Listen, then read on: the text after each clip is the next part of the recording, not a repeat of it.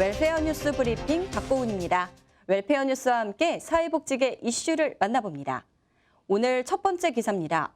기아 초록여행이 전북권역 전주사무소 확대 선포식을 가졌습니다. 새롭게 개소하는 전북권역 전주사무소에서는 초록여행에서 제공하는 모든 서비스가 운영되며 많은 사랑을 받고 있는 패키지 여행도 이용 가능합니다. 사무소에는 장애인 편의장치가 장착된 카니발 차량 2대가 운영됩니다. 차량은 기존 초록여행에서 운영하고 있는 회전시트형 차량 1대와 이번 선포식에서 새롭게 공개된 슬로프형 차량 1대입니다. 서비스 이용을 위해서는 초록여행 앱과 누리집을 통해 회원가입을 먼저 진행해야 하고 온라인을 통해서만 예약 접수할 수 있습니다. 다음 뉴스입니다. 코웨이 블루힐스 휠체어 농구단이 청소년을 위한 장애인식 개선 캠페인을 진행했습니다. 이번 캠페인은 농구단의 재능 기부 활동의 일환으로 청소년들에게 통합체육의 경험을 제공하고 장애인 스포츠에 대한 이해와 올바른 가치관 형성을 위해 마련됐습니다. 첫 번째 캠페인은 서울 관악구 소재의 영락고등학교 2학년 재학생 130명을 대상으로 진행했습니다. 학생들은 경기를 함께하며 장애인과 비장애인이 어우러진 통합 스포츠의 개념을 경험했습니다. 한편 지난해 5월 창단한 코웨이 블루힐스 휠체어 농구단은 한국 휠체어 농구리그인 KWBL에 소속된 유일한 민간 기업팀인데요. 창단 첫 해 전국장애인 체육대회 1위, 2022 KWBL 휠체어 농구리그 챔피언전을 제패하며 신흥 강팀으로 주목받고 있습니다. 다음 웰페어 뉴스로는 한국장애인개발원이 중증장애인 신규 일자리 창출 사업 카페 I got everything의 장기 근속 중증장애인 바리스타 시상식을 개최했다는 소식입니다. 개발원은 I got everything에서 5년 이상 장기 근속한 중증장애인 바리스타 9명의 노고를 격려하고 자긍심 고취를 위해 시상식을 열었는데요. 개발원 이경혜 원장은 같은 자리에서 5년 이상 성실하게 근무하는 것은 결코 쉬운 일이 아니라며 일에 대한 열정과 성과를 널리 알려 더 많은 장애인이 꿈과 재능을 펼칠 수 있는 기회를 제공할 수 있도록 노력하겠다고 밝혔습니다. 더 자세한 뉴스는 장애인신문과 웰페어 뉴스 홈페이지를 통해 확인할 수 있습니다. 시청자 여러분 안녕하십니까? WBC 복지TV 뉴스 24입니다. 한국지체장애인협회와 서울특별시 장애인체육회가 제1회 서울국제초청 장애인 파크골프대회를 열었습니다. 전국 17개 시도는 물론 해외에서까지 많은 선수들이 출전하며 파크 골프에 대한 인기를 엿볼 수 있었는데요. 현장에 최유라 기자가 다녀왔습니다. 지난 11일 제1회 서울국제초청 장애인 파크골프 대회가 열렸습니다. 서울특별시 장애인체육회와 사단법인 한국지체장애인협회가 공동 주최하는 이번 대회는 월드컵공원 파크골프장에서 3일간 진행됐습니다. 장애인 파크골프는 장애인이 참여하는 새로운 국제대회를 개최할 수 있는 길을 열어주었습니다. 이번에 새로 시작한 서울국제 초청 장애인 파크골프대회 역시 해를 거듭할수록 의미 있는 국제대회로 자리매김을 할 것을 확신합니다. 한국지체장애인협회는 1992년부터 2019년까지 열렸던 서울국제 휠체어 마라톤 대회가 장소 선정과 도로 문제 등으로 더 이상 진행할 수 없게 되면서 이번 대회를 새롭게 추진했다고 밝혔습니다. 이번 대회는 각 시도별 선수와 생활체육 동호인을 비롯해 일본, 베트남, 필리핀 등 5개국의 해외 선수들이 참여해 새로운 장애인 국제대회의 포문을 열었습니다. What motivates me to come to Korea and play golf is that first, I really wanna play golf, and secondly, it would be really a dream come true, to come in to Korea and experience its culture. My expectations is I think I would really enjoy playing golf, and I believe that golf is for all. Either whatever your age or disability, it's very accessible for all. 대회에 참여한 선수들은 모두 의지를 다지며 각자의 기량을 마음껏 뽐냈습니다. 저는 평소에 파크골프를 엄청 좋아해가지고 매일 치고 있습니다. 그런데 공교롭게도 국제 파크골프 대회가 열린다고 해서 멀리서 먼 길을 받아 안고 기꺼이 달려와서 오늘 또 열심히 해서 좋은 성적을 거두도록 하겠습니다. 대회는 선수부와 생활체육 동호인부로 나눠 개인전과 단체전 경기로 진행되며 각 종목 1위에는 트로피와 상금, 2위와 3위에는 메달과 상금이 주어집니다. 새로운 장애인 국제대회로 발돋움한 제1회 서울국제초청 장애인 파크골프대회. 이번 대회를 통해 국내 장애인 생활체육의 저변이 확대되고 국제적인 교류와 화합의 장이 마련될 수 있길 기대해봅니다. 복지TV 뉴스 최유라입니다. 복지TV와 한국사회복지협의회가 2023년 사회복지 자원봉사 우수 프로그램 공모전을 실시하고 있습니다. 오는 22일까지 프로그램을 모집하는데요. 공모전에 관한 자세한 소식 전해드립니다. 2023년 사회복지 자원봉사 우수 프로그램 공모전은 현장에 창의성 있고 감동적인 우수 프로그램을 발굴하고 공유함으로써 대국민의 사회복지 자원봉사에 대한 이해 증진을 위해 마련됐습니다. 공모 부문에 따른 주제를 살펴보면 개인은 일반인 및 청소년이 운영한 자원봉사 프로그램, 비대면은 공모 신청 시까지 운영한 자원봉사 프로그램, 기업의 경우 기업 봉사단의 지역 연계 자원봉사 프로그램 등입니다. 응모 자격은 자원봉사 프로그램을 운영하고 있는 사회복지기관, 기업, 학교를 비롯해 개인과 봉사단체입니다. 시상은 심사를 거쳐 부문별로 보건복지부 장관상 등 총 15점의 수상의 영예가 돌아갑니다. 응모는 오는 22일까지 복지넷 누리집과 사회복지 자원봉사 인증관리 누리집 VMS에서 응모 관련 서류를 내려받아 전자우편으로 접수하시면 됩니다. 중증장애인 생산품 우선구매 제도의 문제점을 짚어보고 정책의 실효성을 높이기 위한 공청회가 열렸습니다. 현재 1%인 우선 구매 비율을 2%로 상향하고 생산시설에서 근무하는 근로자에게 최저임금 이상을 지급하는 등의 개선 방안이 논의됐는데요. 최유라 기자입니다. 2008년 3월 중증장애인 생산품 우선구매 특별법이 제정된 지 15년이 흘렀습니다. 중증장애인 생산품 우선구매 제도는 공공기관에 총 구매액의 1% 이상 중증장애인 생산품 구매 의무를 부여하는 제도입니다. 이에 지난 4일 여의도 이룸센터에서 중증장애인 생산품 우선구매 제도의 문제점을 보완하고 정책의 실효성을 높이기 위해 새로운 방안을 논의하는 자리가 마련됐습니다. 그간의 우선구매 제도의 허와시를 되짚어보면서 잘못된 부분은 개선하고 잘된 부분은 지속 발전시키고 현 시대가 요구하는 방향으로 가고자 정부는 제6차 장애인 정책 종합계획을 통해 중증장애인 생산품 우선구매 비율을 늘리고 장애인의 일자리를 확대하겠다는 뜻을 밝힌 바 있습니다. 이날 중증장애인 생산품 우선구매 비율을 1%에서 2%로 상향하고 생산시설에 근무하는 장애인 근로자에게 최저임금 이상을 지급하는 등의 개선 방안이 논의됐습니다. 또한 중증장애인 생산품 의무 배정 수의계약 제도를 통해 판로를 확대하는 등의 방안도 제시됐습니다. 장애인들에게 실질적으로 고용을 할 수 있도록 하고 우리가 또 복지를 향상시킬 수 있는 자리가 됐으면 좋겠다고 생각하고 여러분들과 함께 저도 미약하지만 최선을 다해서 같이 한번 해보겠습니다.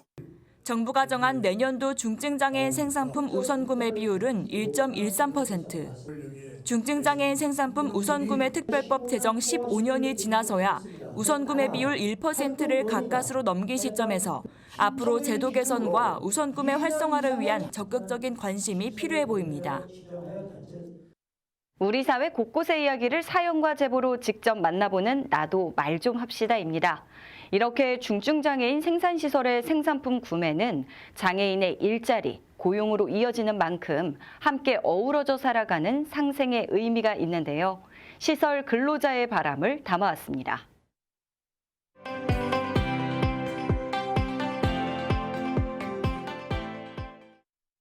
네, 견과류랑 빵이랑 쿠키랑 차랑 제가 만든 거고요. 드립백이랑 더치커피는 저희 형이 만든 거예요. 그 많은 분들이 많이 사주시면 급여 많이 올라가고 그 돈 많이 벌어서요. 제가 저축 많이 해서요. 새 집 살 거예요. 곧 추석이니까 견과류랑 차랑 드립백이랑 더치커피 많이 사주시면 감사하겠습니다.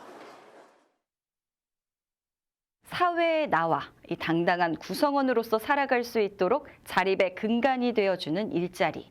중증장애인 생산품 구매가 활성화되어야 하는 이유가 아닌가 싶은데요. 중증장애인 생산시설의 우수한 제품들을 한자리에서 만나볼 수 있는 박람회가 국회에서 열렸습니다. 최유라 기자가 전합니다. 사람들이 너도나도 지갑을 꺼내 물건을 구매합니다. 어느덧 양손에는 곧 다가올 한가위만큼이나 넉넉한 선물이 들려 있습니다. 지난 8일 다양한 중증장애인 생산품을 한데 모은 중증장애인 생산품 국회 박람회가 국회의원회관에서 열렸습니다.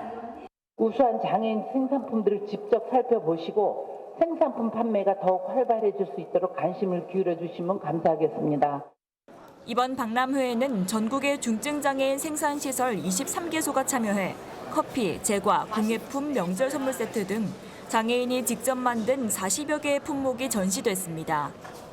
앞으로도 더 많은 분들이 제품을 구매할 수 있도록 구매력 있는 좋은 신제품을 발굴하고 홍보도 확대해 나가겠습니다. 그리고 우선 구매를 통한 수익을 장애인의 고용 확대와 일하기 좋은 환경을 만드는 데 우선 투자하도록 하겠습니다.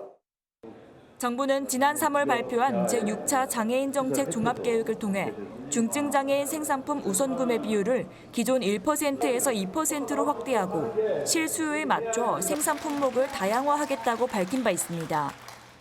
추석을 앞두고 열린 이번 박람회를 통해 중증장애인 생산품에 대한 인식을 개선하고 중증장애인 생산품 우선 구매 제도에 대한 공감대를 형성하는 뜻깊은 시간이었습니다. 추석 명절에 우리 중증장애인 생산품 이것으로 여러분들 마음을 담은 선물을 하신다면 우리 장애인들도 그리고 우리 시민들도 많이 행복해질 겁니다. 복지TV 뉴스 최유라입니다. 만 65세 이상 어르신으로 구성된 대한노인의 해인 합창단이 창단했습니다. 고운 한복을 차려입은 단원들의 아름다운 노래가 이 새로운 꿈의 시작을 알렸는데요. 최유라 기자입니다. 지난 7일 대한노인회 해인합창단 창단식이 열렸습니다. 대한노인회는 지난 5월부터 2달간 만 65세 이상의 노인으로 구성된 해인합창단 단원을 모집한 바 있습니다. 노인은 오래 살아온 경륜을 갖고 있기 때문에 늙은이가 아니라 지혜롭고 슬기로운 어른이다. 그래서 해인이라고 저는. 이날 한복을 곱게 차려입은 해인합창단 단원들은 창단곡을 선보이며 노인이 아니라 해인으로서 새로운 꿈의 시작을 알렸습니다. 아주 여러 가지 장르별로 합창 경연대회를 열어가지고 우리 해인 합창단을 더욱더 뽐내고 알리는 그런 역할을 해 나갈 거니까 많은 자부심과 긍지를 가지시고 열심히 해 주시기를 바랍니다. 약 70여 명의 지원자 중 심사를 통해 선발된 51명의 단원들로 구성된 합창단은 앞으로 노인 관련 행사와 정부의 주요 기념식 등에 참여해 갈고 닦은 기량을 선보이겠다는 계획입니다.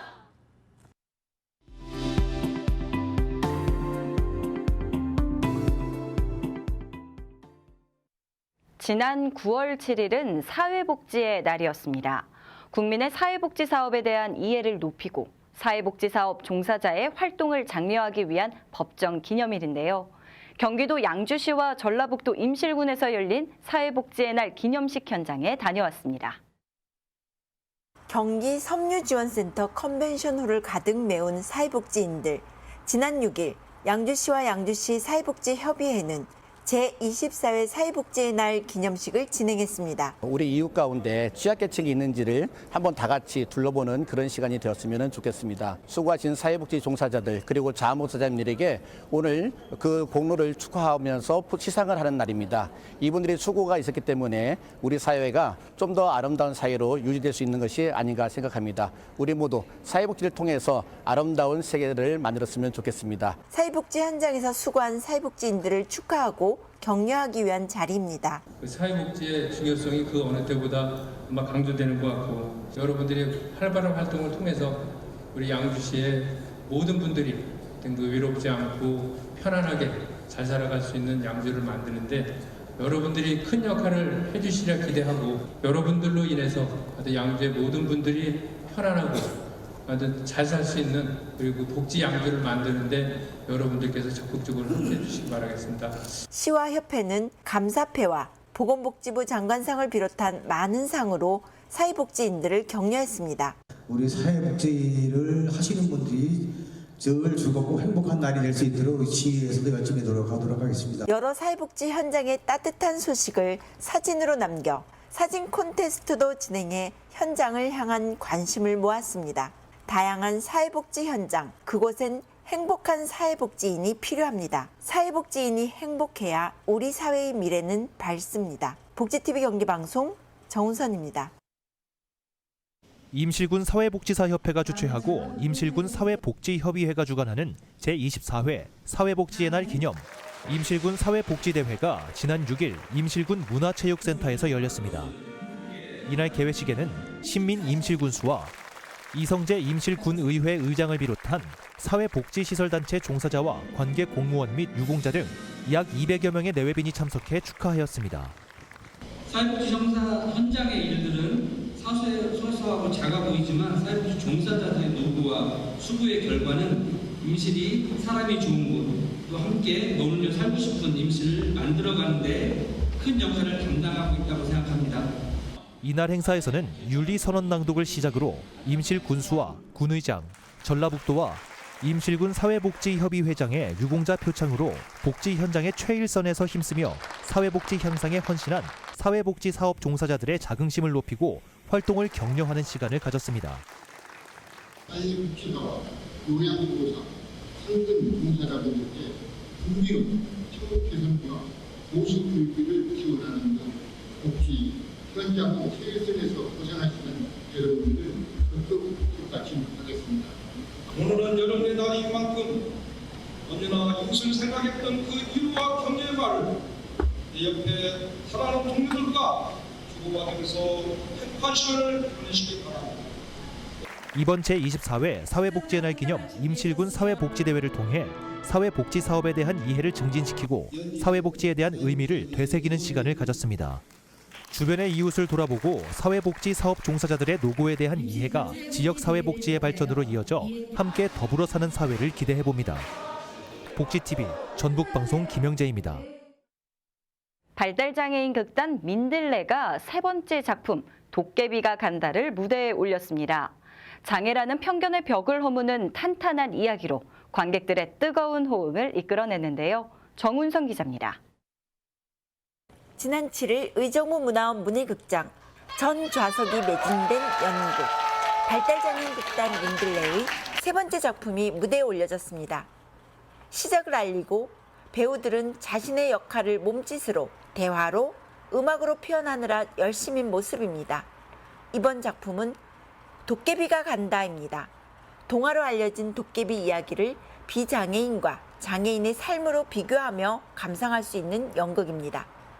도깨비들이 인간 세상을 공부합니다. 다르다는 것을 깨닫습니다. 그리고 함께 살아갈 방법을 찾습니다. 민들레 극단 발달장애인 배우들은 세상을 향해 장애인이 비장애인과 다르지 않다는 것을 연극을 통해 외치고 있습니다. 관객들은 그 외침에 감동으로 박수치며 환호했습니다. 모두 함께 장벽 없이 더불어 살아가자는 청년 발달장애인 극단, 그들의 활동에 박수를 보냅니다. 복지TV 경기방송 정우선입니다. 전남 장애인 권익 옹호 체계의 성과와 과제를 주제로 토론회가 열렸습니다. 이 지역의 장애인 인권 현황과 학대 피해 장애인의 보호와 자립을 위한 방안이 논의됐는데요. 정유정 기자입니다. 전남 장애우 권익문제연구소는 창립 20주년을 맞아 지난 6일 전남도 의회 초의실에서 전남 장애인 권익옹호 체계의 성과와 과제를 주제로 토론회를 열었습니다. 이번 토론회에서는 전남 지역 장애인 인권 현황과 학대 피해 장애인의 보호와 자립을 위한 방안에 대해 심도 있는 논의가 이어졌습니다. 이 자리에서 장애인 권익옹호 활동에 인적, 물적, 자원 확보 어려움에 대한 지적과 장애인 권익옹호기관 추가 설치의 필요성이 제시됐습니다. 저희 종사자들은 입사하면 약 18시간 정도의 신규 교육을 받습니다. 18시간의 교육만으로 할 수 있는 업무가 아닙니다. 그래서 최소 아동보호 전문기관 수준으로, 노인보호 전문기관 수준으로 충분하고 풍부한 교육을 받을 수 있는 예산이 마련되어야 하고, 현재 서구권에 지금 권익보호기관이 한 군데밖에 없어가지고 실질적으로 섬이 많은 지역에서 이동 거리가 너무 많잖아요. 장애인 분들이 실질적인 그 상담을 통한 지원을 받는 게 많이 어려운 지점들이 있어서 권익보호기관에도 정부에도 추가 설치가 꼭 필요하다는 것을 어필하고 싶습니다. 토론회가 열려 전남장애우 권익문제연구소가 전국 최초로 운영해온 장애인 인권센터가 현재 전국 17개 시도 19개 장애인 권익옹호기관으로 확대 운영되기까지의 성과와 앞으로의 과제에 대해 논의하는 시간을 가졌습니다. 복지TV 뉴스 정유정입니다. 서로 다른 환경에서 자라온 두 사람이 결혼을 하고 함께 살아갈 때 이해하고 배려한다 하더라도 갈등이 없기란 쉽지 않죠. 전남 신안군에서 신혼부부 다문화 가정을 대상으로 부부교실 프로그램을 운영하고 있습니다. 황영재 기자입니다. 서로 다른 문화권에서 자란 두 사람이 결합한 다문화 가정은 언어 장벽과 문화 차이 등 여러 어려움으로 결혼 5년 이내 이혼율이 33.8%에 달하는 것으로 나타났습니다. 신안군은 이달부터 오는 11월까지 총 4회기에 걸쳐 다문화 가족 14쌍을 대상으로 부부교실 프로그램 신혼부부 탐구 생활을 운영합니다. 아주 쉽고 아무것도 아닌 것 같지만 제일 인생의 중요한 부분이니까 두 사람이 새로 만나서 어떻게 하면 두 사람이 조화롭게 잘 결혼 생활을 할 수 있을 것인지. 이 프로그램을 통해 문화와 환경이 다른 나라에서 성장한 두 사람이 서로 이해하고 적응하며 결혼 생활 중 발생할 수 있는 문제에 현명하게 대처하는 법을 배웁니다. 참석자들은 강사의 안내에 따라 눈을 맞추고 언어의 차이를 해소하는 표현 방법을 익히며 웃음꽃을 피웠습니다. 신안군 신혼부부 탐구 생활은 부부 역할 교육, 멘토와의 만남, 웨딩 포토 촬영 등 다양한 프로그램으로 다문화 가정 신혼부부의 안정적인 정착을 돕고 있습니다. 복지TV 뉴스 황영재입니다. 더도 말고 덜도 말고 늘 한가위만 같아라. 추석이 다가오고 있습니다. 고물가 시대의 추석상도 걱정이지만 그래도 이때만큼은 마음 나누시는 분들 많으시죠? 앞서 중증장애인 생산품 관련한 소식들 전해드렸는데요. 올해는 장애인 생산품으로 보다 의미 있는 마음 나누기에 동참해 보시는 건 어떨까요? 이상 WBC 복지TV 뉴스 24를 마칩니다. 시청해 주신 여러분 고맙습니다. 우리 주변에서 일어나는 불공정한 사례부터 억울한 사연, 따뜻한 미담까지 장애인 신문과 웰페어 뉴스 홈페이지를 통해 보다 다양한 소식을 접할 수 있습니다. 시청자 여러분의 제보를 기다립니다. 웰페어 뉴스 홈페이지 또는 전자우편, 전화번호 02-2655-9519로 많은 제보 바랍니다.